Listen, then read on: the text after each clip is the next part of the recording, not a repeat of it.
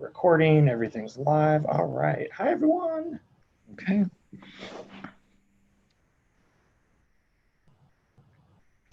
I see some people waving hi. All right.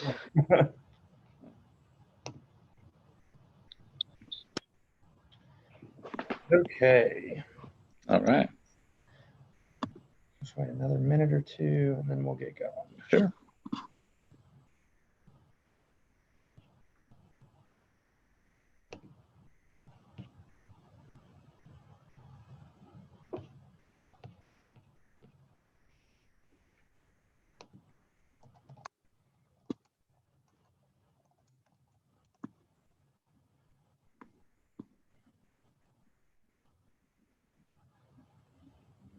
Okay, I have the 7, so we'll start, and I know folks will be joining us, but Yeah, no problem.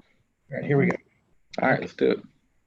Hi, everyone. My name is J.R. Foresteros. I'm the pastor at Catalyst Church, and I'm here with Dr. Phil Ortiz, who is one of our counselors who's on staff with us there. And so, as you know, once everything with COVID-19 really ramped up and we were faced with shut-in-place orders and all that kind of stuff, I reached out to him to see if we could do this webinar to talk about how we can stay mentally healthy during this time, because this is a pretty unprecedented, I think, for most of us. Even if you know, individually have had to be trapped at home, for all of us everywhere to have to do this and face all of the myriad different stresses, it really is something I think none of us have had to face before. And again, I know from interacting with everyone and from experiencing it myself, we're all experiencing significant mental stress right now. And so, Phil, I wondered if we could start by maybe just talking a little bit about who you are. I know we have a lot of folks who are tuning in who maybe aren't familiar with you and your work, and then we can dive into some of the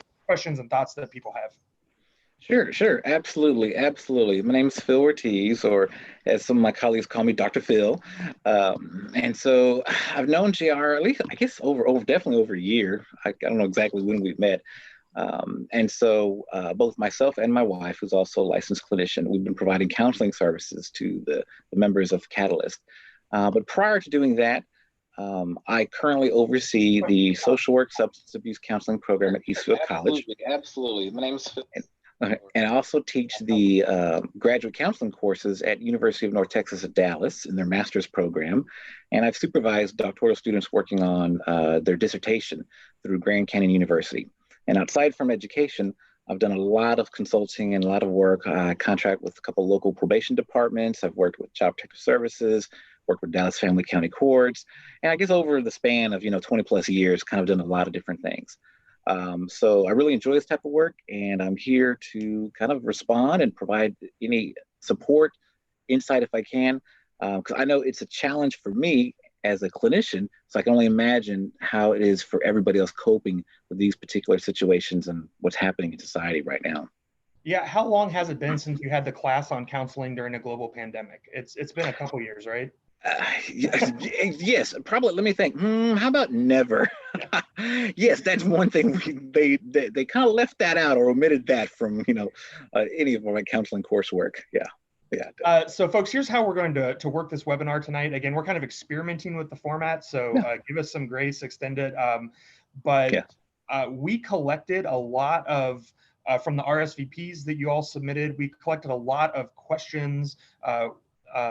Answers to my question about what was your biggest struggle right now. We collated all of those together and then kind of divided them into some big categories. So we're going to try to hit everything that everyone submitted, but also whether you're joining us in the Zoom room or whether you're streaming with us on YouTube, you can also submit questions through the live chat. So at any point as we're talking, if you have some questions you'd like to submit, just launch those into the chat spaces, and I will be, as Phil is giving you the good information, I will be reading your questions and synthesizing those things and trying to do some follow-up and engagement.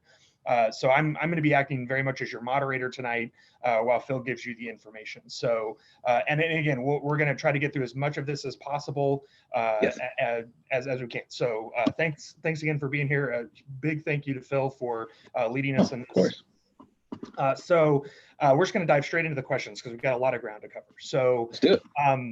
First, there is a number of folks who are feeling a deep grief at their inability to see loved ones or friends, grandparents unable to physically be with their grandbabies, that they can do Zoom and that's about it. So there are a number of folks who are experiencing guilt, like at their inability to be physically present. So what are some ways to manage that that feeling?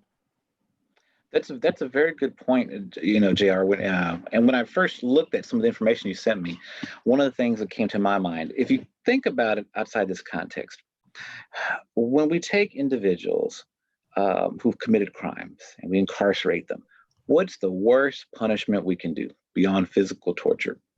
Isolation. When criminals act up, that's what they do. They take them out of general population and they're in isolation.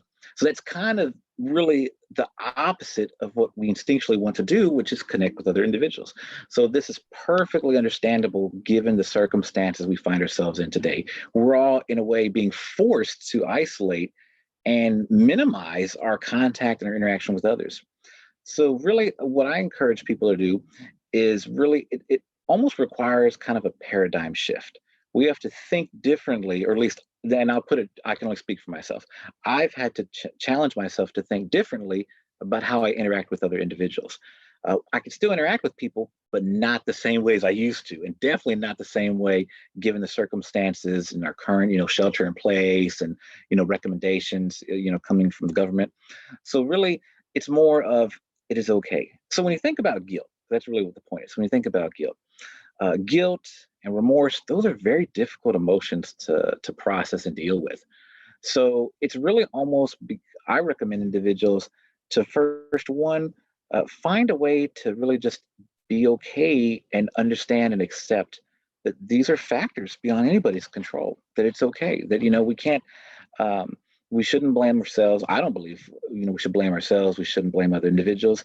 We're just kind of at the mercy of, what's happening right now. And so I encourage individuals to think about it as, it's okay. There's certain things we control and there's other things we can't. And this is one of those things that we just can't control. And really just expression and just, communication is going to be key and integral to our success in navigating these parameters. Many times individuals, if you think about it, like I do a lot of work in addiction. And so what's the one thing that people do wrong in addiction? They isolate, they turn inward, and then they use their addiction. In recovery, we teach people to do the opposite. You have to begin to reintegrate with individuals and form healthy relationships. So in these situations, the worst thing you can do is self-isolate. So really, I encourage people as best you can through the means you have available to you, express yourself to others and interact with other individuals, even if it's only a phone call. Then that's what you do, because that's putting it out there and taking it off your chest. At least that's kind of the way I think. I don't know if that makes any kind of sense.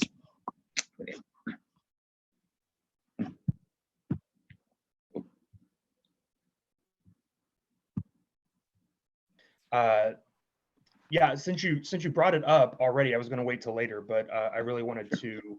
I'll go ahead and ask it now. Like, this is a particularly dangerous time, Yes. especially for those in recovery. And what maybe two questions. One, sure.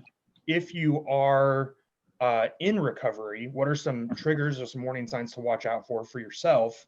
And then on the flip side of it, if you love someone or care about someone who's in recovery, what are some ways to be present? Right. It's a very good question. So one of the things I've noticed with individuals I work with, and I have facilitated a ongoing recovery group for adolescents in recovery from different types of substances. And our brain is really interesting. Our brain keeps track of everything we do. And when the going gets tough, our automatic default position is to cope with things the way we used to cope with them prior to getting into recovery, prior to making healthy relationships. So, and it doesn't just happen overnight. So like, for example, if I am working with a person and they're on the verge of, relapsing, or let's say they already relapsed, and it doesn't have to be alcohol or drugs. This can be true for depression, dealing with anxiety, other types of emotional disturbances. What happens is there are little signs that begin to occur, but we kind of turn ourselves away from those and we stop paying attention to them until it's too late. So the key is to recognize when things are starting to change, whenever you start feeling differently. That is what I recommend to people. And I like to do what's called, a relapse autopsy. I start talking to people and say, so let's backtrack. What happened? Well, I was just mad or upset, and then I went and got drunk, or went and smoked weed, or did whatever happened. And I'm like, okay, well, it didn't just happen like that. Now you might think it just happened like that, but actually there was a process and a cycle of things that occurred leading up to that point. So we have to backtrack. So what I encourage people to do is try to kind of be aware of when your mood begins to change, when you begin to start neglecting your hygiene, when you begin to self-isolate even more, when you begin to cut back your nutrition, your daily exercise. And it's tough because let's say you're stuck, you're home, you're not going to work, you're not doing what you normally do. It's important, and I still encourage people to implement some degree or some level of structure, some level of consistency. Like if you have kids, still try to get them up on time and give them activities to do. If you don't have kids, create your own structure and try to follow that consistently. Plan things for yourself to do, because that's really what we do in recovery. You just follow consistency. So what happens is, now that we have all this going on, it's throwing all this change and people don't know what to do. And now they're going to their default unhealthy coping mechanisms. So in order to prevent that is be awareness. Prevention, as we always say, is the best medication, and then create structure and consistency. So that's kind of those, some ideas that I would throw out for that.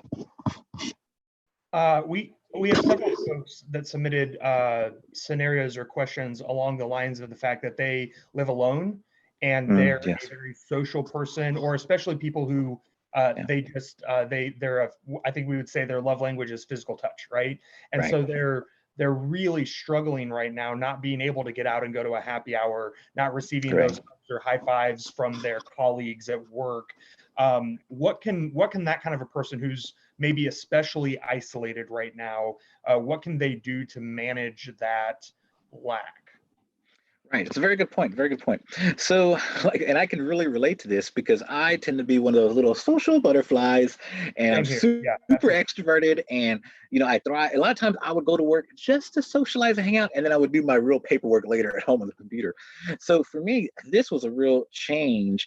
And you almost have to, we have to evolve. You have to adapt to the current circumstances. So for the extroverted individuals, that's going to mean maybe forming new connections, establishing new relationships, and really using the technology that you have available at your disposal.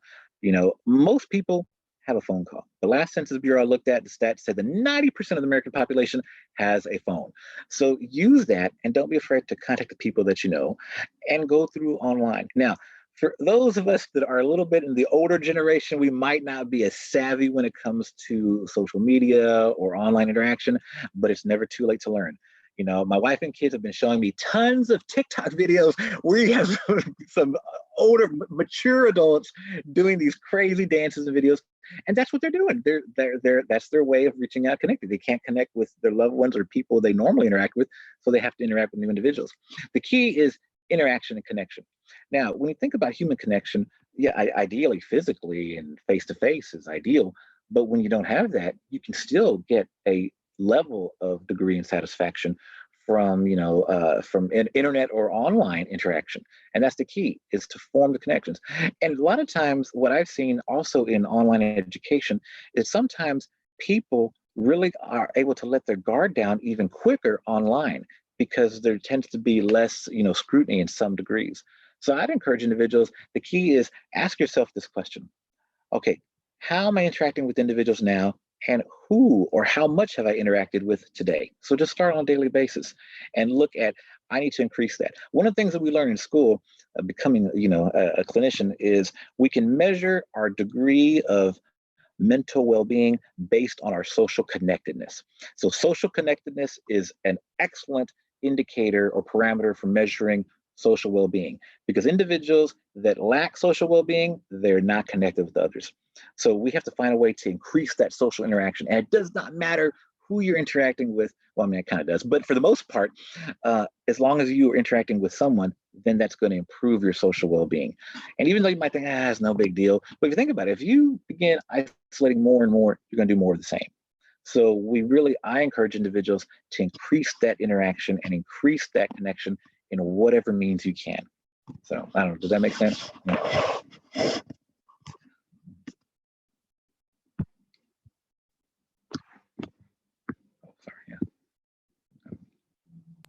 Yeah, that's great. So another kind of round of questions about our ability to maintain a sense of normalcy. We have some folks who ask questions like, I'm not being able to exercise in my normal ways like I was used to, or how do I maintain a sense of independence even though we're much less independent, right? We can't just go to the store because we forgot the oregano or whatever. So right. Given that we are experiencing this like social shut-inness, how do we maintain a sense of independence? How do we find ways to be active? Right. Like for example, sometimes I get up and I just look at my kids and I see what they're doing. I don't have to tell them to go do stuff. They just find things to do. They're really, they're at that level where they have not learned or been socialized to suffice their spontaneity. And as adults, as mature adults, we kind of do that over time. We are either taught or we're socialized that, oh, you can't do that, or you can't be, you got to just do what you're supposed to do. So it's really doing the opposite. It's really finding ways to be more spontaneous. If you feel like doing something different, do something different, as long as it's not harming you or harming somebody else. It's really giving yourself permission and leeway to say, you know what, I don't feel like working today. I'm going to go bake a cake. Or, you know what, I'm going to do something, think of a project, something you've always wanted to do that you've never had the time to do, and then go do that. And it doesn't matter what it is. It could be, cleaning out your closet. But the main thing is if you keep yourself busy and you give yourself something to do, that makes going through the time and that makes dealing with everything a little bit better. Like again, I go back to, because I've done so much work in criminal justice, I go back to the prison system. Whenever inmates have problems and violate based on behavior, they cut their rec time, they cut their recreation time. And so that's what we need to do. We need to do the opposite of that. We need to find ways to create recreational activities for ourselves. And again, there are plenty of, if you look online, a lot of the fitness YouTubers I used to watch, they're all now making these at-home workout gyms. Like I saw one, it was crazy, where this guy basically took a broomstick, tied two water bottles on the end, and that was his barbell, and he was doing his exercises with a broomstick. It's really just kind of finding things. So whatever your interests or your passions are, look at online and see what other individuals are doing. You can get some great ideas. So that will help with the fitness. And also I looked at another research article that talked about the relationship between nutrition, health, and sleep deprivation. So whenever we begin, you'll find that, in these circumstances, we might start craving more foods that are unhealthy for us, of high fatty foods, high sugary foods, high carbohydrate foods. And a lot of times that may be correlated to our sleep. When we are not getting adequate sleep, our body naturally feels tired and feels that. And if you think about it, a long time ago, individuals had to stay up late. So what they did in order to do that would be to amp up on caffeine, sugary food, stuff that would, accelerate the cardiovascular system. So really what we have to do is look at how are we still maintaining a healthy balance. If you can increase your rest and your sleep time, you'll be less inclined to eat the bad stuff that will offset your nutrition. And then as far as the independence, I recommend for individuals really kind of just think about, what you can do or what will make you feel better. Because and it's like asking, asking people, well, what makes you happy? What's different for everybody? So it's really more of finding, what you take satisfaction from, and you think about it, a long time ago, we probably had hobbies or interests that we just kind of, I don't have time for that. I'm not going to do it right now. I can't do it right now. Then go back to doing that. Like, for example, a long time ago, I used to love to paint and draw, but I didn't have time for that. I was in grad school. I was working on my doctorate, and I had got married, had kids. So I had none of that. So now I've got some time. So guess what? I'm going to draw some pictures, it's just something I enjoy doing. And, I got access to pencil and paper, so it's not that difficult. So it's really just kind of finding what, if you are good in the kitchen, maybe you want to explore, create some new recipes, just whatever the case is. But the main thing is it's also related to the cognitive intellectual stimulation. That's why if you look at, because I also oversee a gerontology program, which is focused on working with aging adults. And one of the things they do to offset early dementia or Alzheimer's, is doing as much intellectual stimulation as possible. And that's why they bring individuals into the adult facilities to have activities, because the more active they can keep a person, then that sometimes delays the significance of the symptoms. So that's what I recommend. You want to keep your brain busy doing different things, because if you're just sitting around doing nothing, or if you're just sitting around watching TV all day, then you can only do so much of that. And so that's why you want to try to, because every time as we're doing more higher level cognitive activities, that increases the electromagnetic activity within our brain. And so that's why my recommendation is find things that you can do that interest you, based upon what you like to do. So a number of the folks who submitted questions shared that they were already managing anxiety, depression, OCD, Right. Other kinds of conditions that have definitely been now exacerbated by Yes. shut-in place. So what are some ways that those of us who deal with those kinds of issues can best cope with where we find ourselves now? Yeah, and that's a tough one. That's a challenge. One, definitely, what I've seen sometimes, people stop taking medication. So number one, if you have been prescribed psychotropic medication, or various medications for your conditions or whatever diagnosis you might have, don't stop doing that. That's number one. Stay compliant with your medication. That's really important. And then secondly, is also looking, I think of it similar to when I spoke earlier about dealing with addiction and being in recovery. I encourage people to think about it as you have a particular condition. So you got to actively manage your condition, whether it be major depressive disorder, whether it be anxiety, whether it be PTSD, whether it be, OCD, whatever the case is, it's really about managing it. And so you have to become an expert in yourself. So I encourage people, think about, how that particular condition or disorder affects you and affects others around you. And then think about what you can do to offset that particular condition, which is going to be different for different people. So like, for example, if it's depression, then you kind of have an idea of when you begin to see the signs and symptoms of the depression or depressive episode setting in. So I encourage people to be proactive or be aware of that. And you don't have to beat yourself up, because again, you think about it, this is something that is very biologically based, it's physiologically based.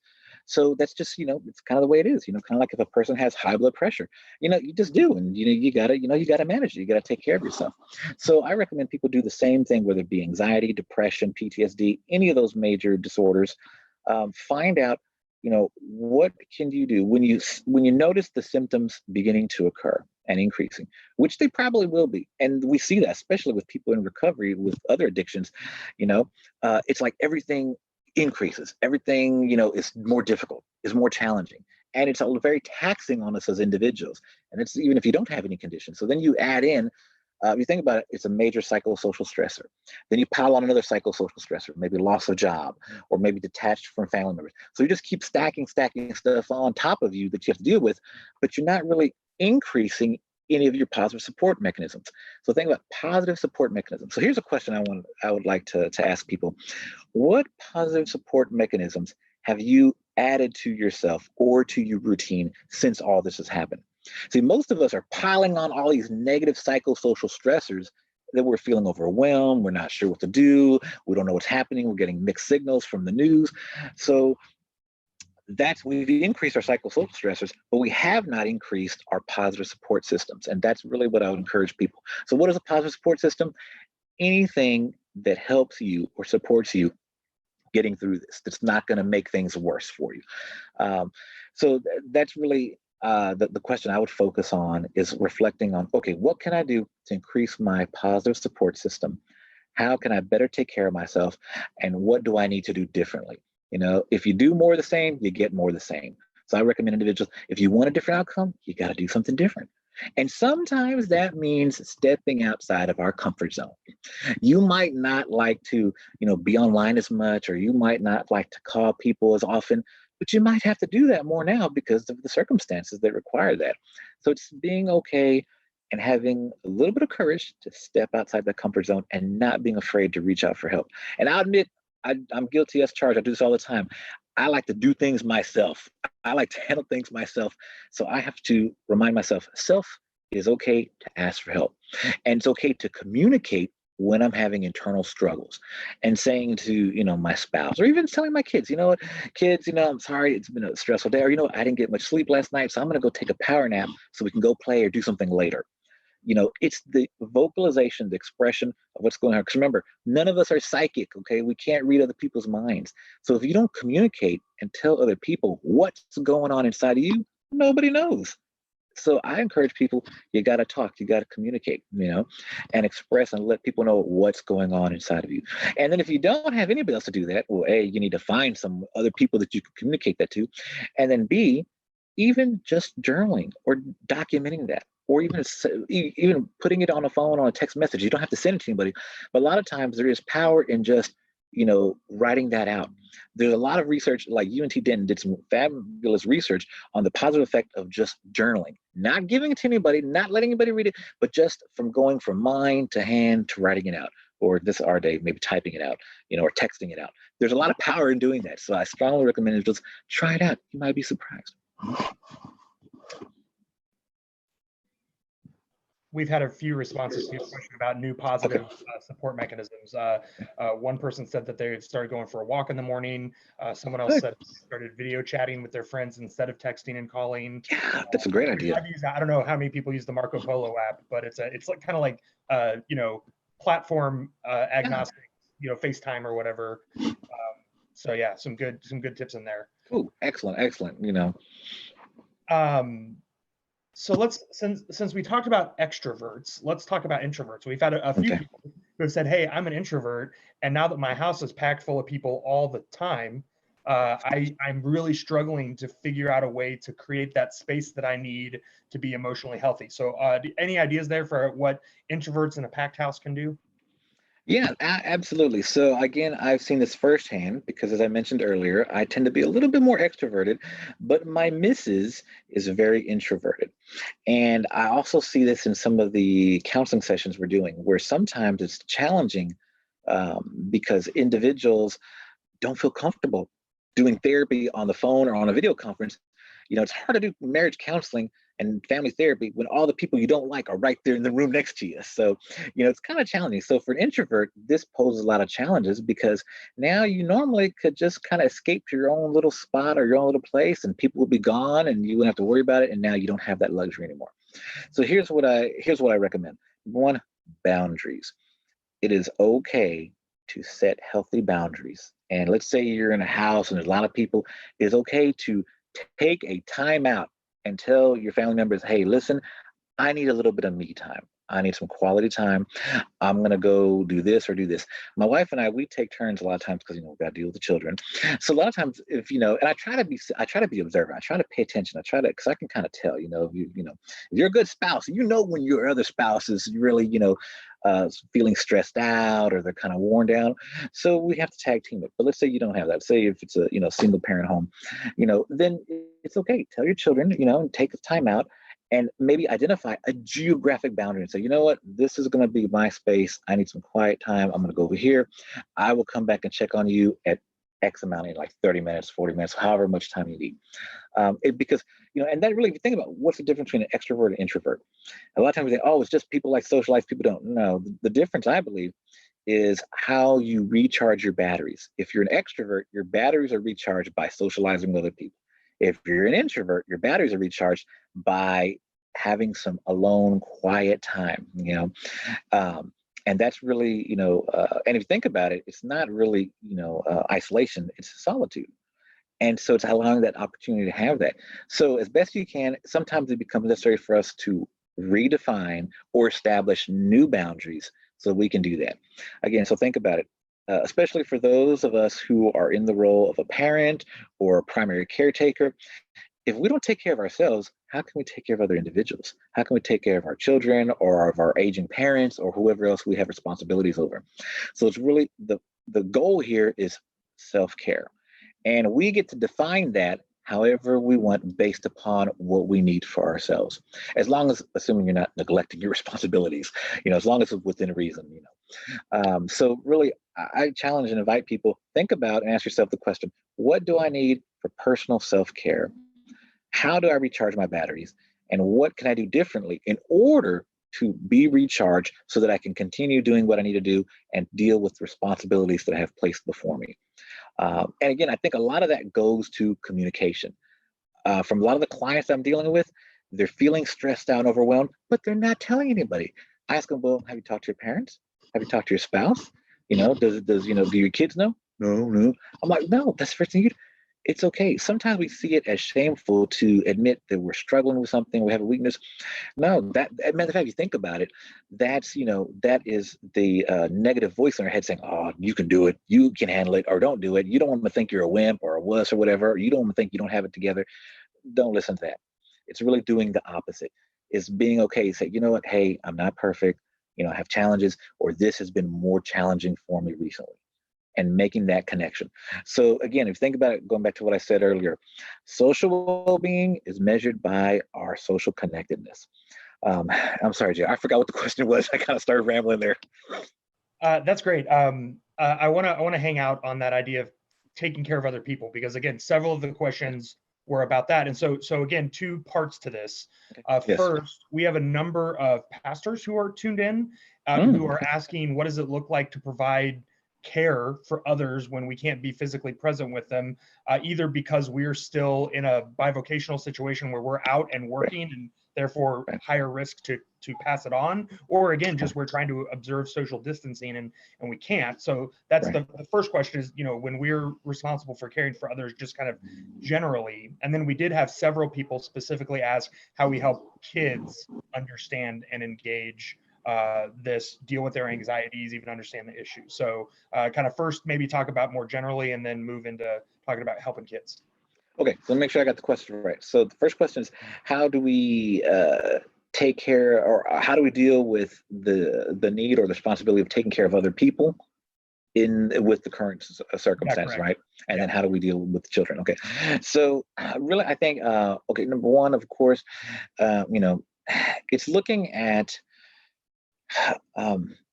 being responsible and being healthy and being safe. Obviously, that's the one thing. You have to look at how do you still manage to be safe? Because if you think about it, it's kind of like, it's almost like a balancing act. You got to balance, okay, it's risk versus reward. Let's say I want to go out there and I want, I'm going to shop and buy a bunch of groceries and do this because, that will make me feel better, and I'm going to go do it for other people. That's your reward. Then the risk that comes with that is the amount of exposure. How many people I'm going to be exposed to, what are the number of cases that are going on, and you look at the news, they're increasing every day. So it's kind of a balancing act. So the way I operate is I like to minimize my risk to maximize my reward. Okay, it's almost have to look at, okay, what can I do to minimize my risk and still get some of the effect I'm looking for? And then thinking, are there alternative ways I can help people? So maybe your method of helping someone was physical interaction, doing that. Is there a way you can still provide care and help individuals but do it in a different way? Like the challenge that I have at the college now is we had to convert all of our classes to 100% online education. So for a lot of students and learners, it's a challenge. It's a different way of learning. So we have to explore alternative ways of doing that.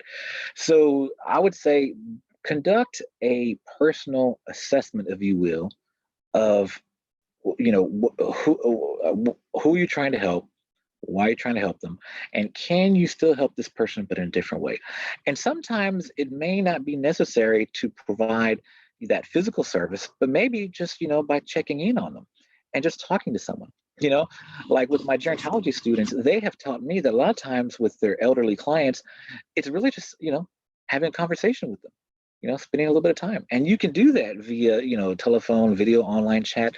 So sometimes that can be just as valuable to a person as opposed to, maybe other previous activities that you had done. So it's, again, thinking outside the box and almost having a paradigm shift about how we envision helping individuals. And again, it will be different based upon different people because different people have different needs. So and the same thing with a lot of the interns I'm working with, they're like, oh my gosh, I can't go to my agency. What can I do? I'm like, okay, well, we've got to think outside the box. Are there any alternative projects you can do? is there an independent research project you can do? Those kind of things. So maybe kind of assessing what the people need that you're trying to help. And again, you have to balance out, okay, they might ideally want this, but I can offer them this, and then that's kind of what I'll do. Because the bottom line, if you don't take care of yourself, you can't take care of other individuals. So that's where, again, it comes back to, personal self-care and balancing risk with reward. Then I think the second question you asked about dealing with children. And again, you got to take development into consideration. Like what I tell my 11-year-old daughter is not what I tell my 4-year-old daughter. Because again, frame of reference is different and their comprehension level is different. So it's kind of more of making it age appropriate, And so, for example, like, let's say, teenagers, they may have more questions. And so, like, I had some phone sessions with some juveniles just earlier in the week. Some had questions, some understood what's going on, some could care less. So, it varies. It's different for everybody. So again, thinking about what's age appropriate, but not being afraid, because again, it's not a secret. I mean, they're going to find out and hear about this. It's kind of like when we got information that our child's school was going to be going online. She knew before we did, because her friends had already texted her and sent her IM messages and DM'd her. So she already knew what was going on before I came in the room and said, okay, so we got to talk about your school. Don't worry, Dad, I already know. I'm like, oh my gosh, how'd you find out? That literally happened like 30 seconds ago. And they already know, because, that's just the way they are. So you might be surprised. Kids are pretty observant, So again, keep it age appropriate. Don't be afraid to have conversations and just explain to them. And again, a lot of times, again, we got to remember, we have the benefit of years of lived experience that they do not. So even though this is what I've heard many people talk about, a once in a generation type of, situation, we've seen different, we've gone through different things. We've gone through Vietnam War and, 9/11, we saw the Ebola crisis, we saw swine flu. We've seen different evolution of things. We've had the 2008, economic recession and market crash. So we know that, over time things can get better, but to a younger person, they don't have that frame of reference. So for them, there's not that context. So they might really be more, worried. Like example, I think last week I took my daughter with me. I had to go run a quick errand, and she was scared to roll down the window. Oh my gosh, don't roll down my window. I'm afraid I might catch it. I'm like, well, sweetie, that's not exactly how it works. And we sat down and had some talk about her fears, and she was really worried. So, well, what happens if you catch it, Dad, or Mom gets it, and then I don't have no parents? And so again, for a kid, her natural default was to think worst case scenario. So that's where it might be helpful to just have honest conversations, at the appropriate developmental level of whatever stage your child or children are at. That'd be my recommendation. So another another question that came in the chat was sort of in between those two spaces, between the caring for adults and then also caring for kids. What do we do about the folks, teenagers, or even maybe older, like parents or something like that, who just still are not taking this seriously, who are thinking that this is an overreaction and therefore are maybe ignoring the social distancing protocols, going and hanging out with their friends, still wanting to go out to the store. And again, especially maybe in the case of, older folks, really putting themselves especially at risk. I know this is maybe a bigger question in the age of fake news, but how do we deal with them, especially if they're people that we're responsible for or care about? Yeah, it's a tough one. It's kind of like, in mental health, we have an ethical concept that requires us to allow individuals to have it requires us as counselors to give our clients the ethical responsibility for self-determination. And what that means basically is that we can't make someone receive counseling, or we can't force them to receive services.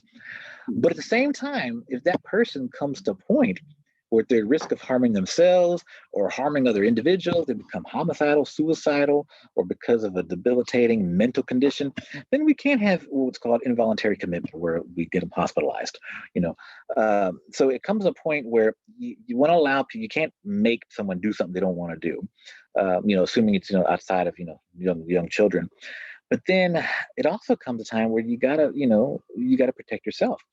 So in situations like that, sometimes it might be more of a gentle conversation. So what I try to do, like for example, is maybe encourage folks to think about it in this way. So let's say it's really more of thinking, especially with that younger generation that's kind of right in the middle, that kind of thinks they're invincible. It's really more of just saying, okay, look, I know you want to go do this. Like for example, this all came out or happened during spring break. A lot of my students are like, oh my gosh, this is going to mess up my spring break plans, or forget this, or it's just a conspiracy. It's people overreacting. So for a lot of individuals, that's just kind of, that's their perception. So what I do is I don't say, hey, your perception's wrong, or you're dumb, or what's wrong with you. No, it's more of saying, I like to do maybe what I call planting a seed of doubt and saying, okay, well, let's say, you go and nothing happens to you, right? Okay, and there you go, perfect. But what if that doesn't happen? What if, something small does happen? Or what if you begin to get sick? And then what if that you bring it in and then it happens to somebody else and then your family member gets sick? Or how would you feel if somebody got sick because of something that you did? Would that bother you at all? And I'm not saying you shouldn't do that, but maybe you should at least think twice. Or maybe, some really more of just, in a very, non-judgmental way, is maybe just plant the seed of doubt and say, you know what, I'm not going to tell you what to do, but I just really would encourage you to maybe think about, is it something you have to do right now? Can you go see your friends? Let's say just wait a couple of weeks. Let's see what happens, Wait until, there's no longer a county order saying we have to shelter in place, and think about it like, let's just give it a little bit of time, is that something you can do? And, it's really more of providing the person with, a couple options as opposed, because when you tell someone, no, you can't do that, their natural response is, yes, I'm going to do that. And let me show you why. So instead of getting to that kind of confrontation back and forth, it's more of just pose it as an invitation. Well, I tell you what, and sometimes we tell people, well, don't do that. But people are thinking, well, what am I supposed to do? So maybe another option would be also to give people options and say, okay, well, too, instead of doing this, could you maybe do this for this week? Or at least for right now. And I do this all the time with the kids I focus on that are in recovery. Because if I talk to a young teenager about trying to stay drug-free for life, oh my gosh, they're only 16, they can't fathom staying drug-free forever. So I don't do that. I say, I tell you what, would you be open to, not drinking and not using drugs for, let's say, 1 week, 7 days, or just getting through this weekend? Can you come back and see me next week? And let's just see how it goes. And don't worry about what happens when you get older. Maybe it'll all be legal when you get older anyways. But for right now, can you just try this? And so I present them a different option and give them some, some room, some leverage, some wiggle room. Because sometimes it's not about just telling people what to do or what not to do. It's more of helping them see, well, you got a couple of options. You don't have to do that option, and letting them know, again, just like we talked about risk versus reward, say, okay, I know you want to go do this, but how much risk are you taking on? How much risk are you comfortable personally? And then also think about it again, going back to human development, especially for adolescents. We know for adolescents, the last part of the brain to form is the frontal lobe, which is responsible for impulse control. So that's why teenagers just instinctually just do random stuff that we think, oh my gosh, they're crazy. What were they thinking? Well, that's because the part of the brain that tells us, hey, that's kind of dangerous, maybe I shouldn't do that, has not fully developed with teenagers and with young people. So there's a kind of delay for that to happen. So sometimes it's more of just kind of slowing the process, saying, hey, look, man, and validate how a person feels. Look, I know you want to do this, and I know that's really, really important to you. But, again, let's think about, can you just wait a little bit, or can you delay it, or can you try something different, or maybe you could do something else in place and help them explore. And then sometimes I don't come up with the idea. I tell the person, well, what could you do instead of that? Because they're the experts of them. They know themselves better. So pose it as a question back to the person. What should you do differently? That would be my best thoughts or suggestions on how to navigate that difficult situation. But ultimately, it comes down to keeping yourself safe. And you shouldn't have to compromise your own safety so that somebody else can go and socialize. That's, it shouldn't come to that point. Okay. So I don't know, does that help at all? That's great. So several people have verbalized feelings of inadequacy or guilt. They feel like they're not getting enough done. They're not doing a good enough job at homeschooling and all of that. So what would you say to those of us who are really struggling? I'm definitely one of those kinds of people. My to-do list is never finished at the end of the day. It's just bumped off to the next day. So what would you say to those of us who are really struggling to feel as though we're really accomplishing as much as we think we should be? Yeah, sometimes I think there's a certain level of dissonance or a degree of difference between what we believe we should be doing and what we're actually doing. And sometimes we exacerbate that or exaggerate that more than it really is. And I think number one is just like, JR mentioned earlier, you got to be flexible. Okay. So we have to be flexible with ourselves, like, for example, I'm not a certified school teacher. I don't teach the way my kids' teachers teach. So I'm going to try to help her have the best lessons she can have and try to help her. But I'm not an expert on social studies. I don't know anything about that. So, it's more of giving yourself permission to say, you know what? Okay, under these circumstances, here's what I'm going to shoot for. Here's my goals. And if I fall a little short, that's okay. But that's still better than doing nothing. So again, as long as we were doing something and trying, then that's okay. Because again, we have extraordinary circumstances. I mean, think about it. I'm almost 50. I've never seen anything this bad happen, where we're having to social isolate, where school's been shut down for a month. The worst is maybe like a few snow days, but in Texas, we never have that. So, these are extraordinary circumstances right now. So I think, one, it's okay. We have to give ourselves some permission. Say, you know what? And sometimes you just need some downtime, and it's really kind of weighing the benefit of like, okay, you know what? I can either be really stern and get on my kids and say, you need to do more lessons, you need to do more work today, this and that. Or I can say, you know what, kids, you worked hard earlier in the week, so we're going to take one day off and we're going to do this, but we'll make up the time on Saturday or Sunday. Is having a little bit more flexibility. And then even with ourselves, like I might set out, okay, I'm a planner. I like to make plans of what I'm going to tackle each day, each week. And I can't get through all that. So you know what? Or like for example, so I oversee a program that has like over 2,000 students, over 30 instructors. So I'm bombarded constantly with emails. And honestly, I can only get to like maybe the top 10% of my emails every day because they just more keep coming and coming. So I do the best I can. And then I tell people, hey, just follow up with me. Or I try to follow up with individuals, when I can, as often as I can, within reason. So I'd say one, give yourself some permission to be flexible. Two, we're dealing with extraordinary circumstances. And three, just doing some things is better than doing no things at all. So you have to kind of, pace yourself. Because think about it, I'm not Jesus. We're not Superman. We're not Superwoman. We can't do everything. So again, maybe prioritize like what's the most important thing. Like if I know I need to get 3, 4, 5 things done today, okay, well, prioritize and let me start with the most important that has to be done, the deal breakers. And if the other things, if I can make it, then I will get to them. But if I can't, it's okay. I got to give myself some leeway, some wiggle room, nobody's perfect. And so, and for the most part, the kids are going to be fine, those responsibilities, they will still be there tomorrow.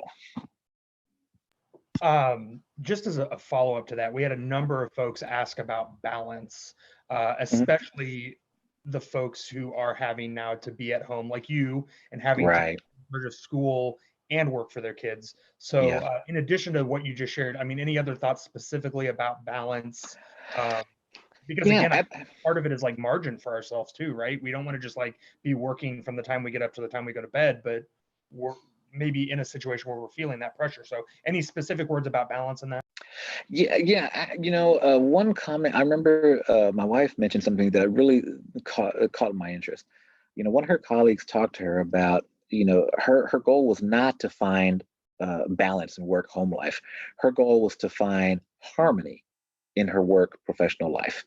And sometimes that's because my life is not balanced right now, and so it's like crazy. Like I was just telling a family member the other day, it's almost like everything's amplified. Like I got to get up in the morning, got to make sure my kids are doing their work, doing their activities, doing this. So I really don't begin to do my actual work until like 6 or 7 at night, and then push it late into the evening, which then throws off my sleep pattern, and then I'm tired the next day, and then that cycle starts having a negative spiral out of control effect. So what I have to do is I have to try to find a way to make that fit in more harmony.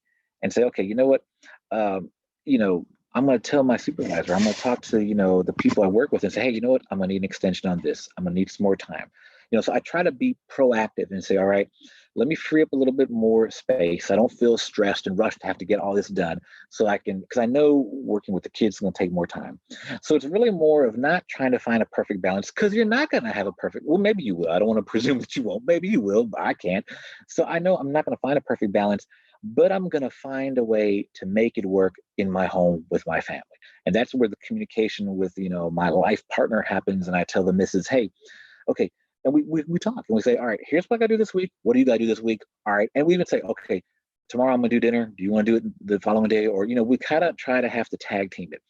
So, and then if you don't have that, then you yourself have to look at everything you got to get done and say, okay, what can I focus on today or this week so that I can not be super exhausted the next day or wiped out the next evening.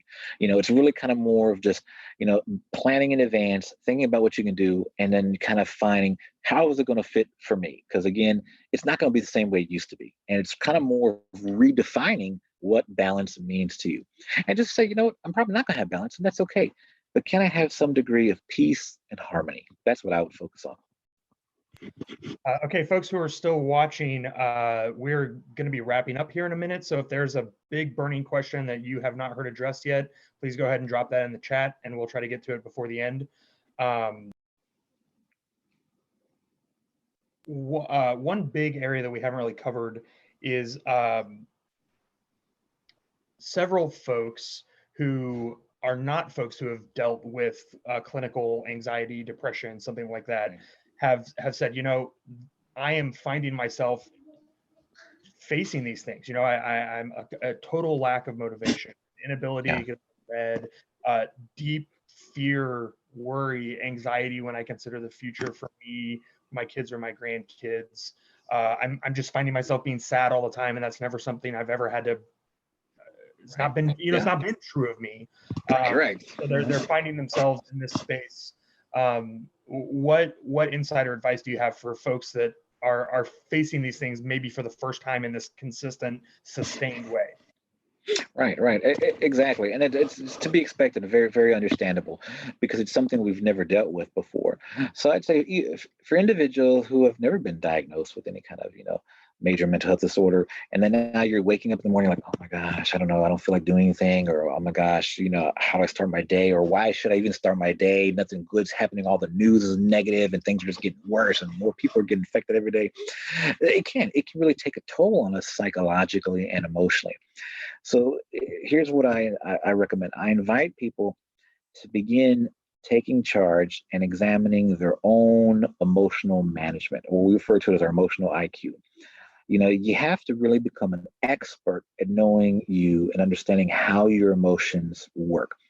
And again, think about, it's like when I teach anger management, and I tell the people when I teach anger management, anger, it's not a bad thing. If you think about it, anger, it's an emotion, just like love. Now, love can make you do some crazy things, all right? But love can also make you do some powerful, beautiful things. So the same thing with, anger, and really with any emotion. It's what we do with it. It's the behavior that comes with the emotion.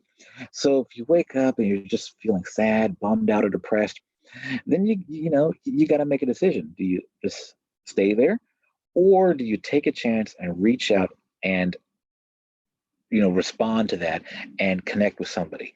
And you don't even have to call me. You can just send out a text saying, y'all pray for me. It's a tough day, rough morning, or I'm just not feeling bad. You can do that. Send out a text. Shoot out an email. Say, what, fam, just checking in with you guys. Hope everybody's okay. I was just having a rough start this morning.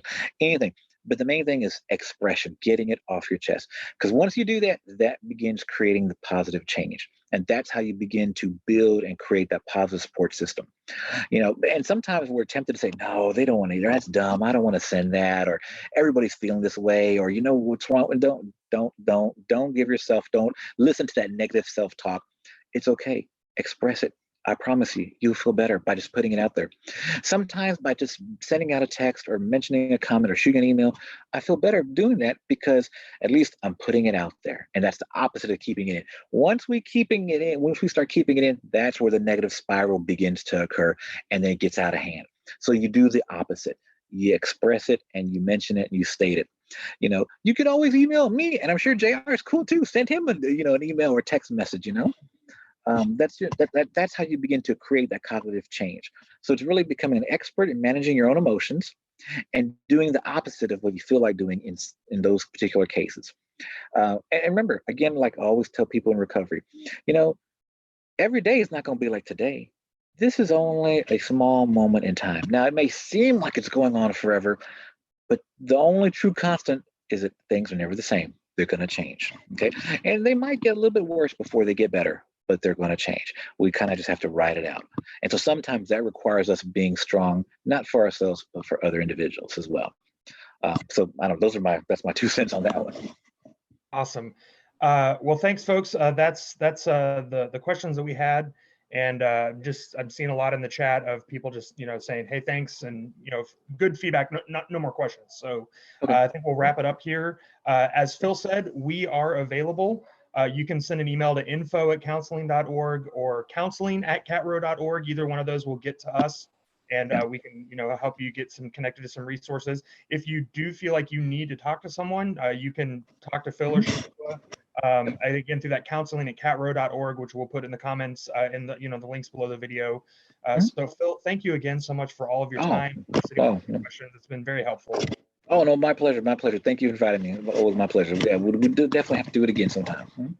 Yeah, well, again, we're not sure exactly how long this is going to go, so yeah. Thanks everyone for tuning in. And again, if you have more questions, please feel free to reach out. We're happy to continue to do things like these to, again, just be together and be mentally well. So thanks again. Thanks everyone for your participation, for your questions. And we will, this video will be available on our YouTube channel at youtube.com/catalyst-rowlett. So Phil, thanks again. Please have a great night. Thanks everyone. Take care of yourselves. Continue to be well, right? Structure, communication. All right. Absolutely. Thanks, everyone. You got it. Thanks, JR. All right. Thanks. Bye. Bye. Bye.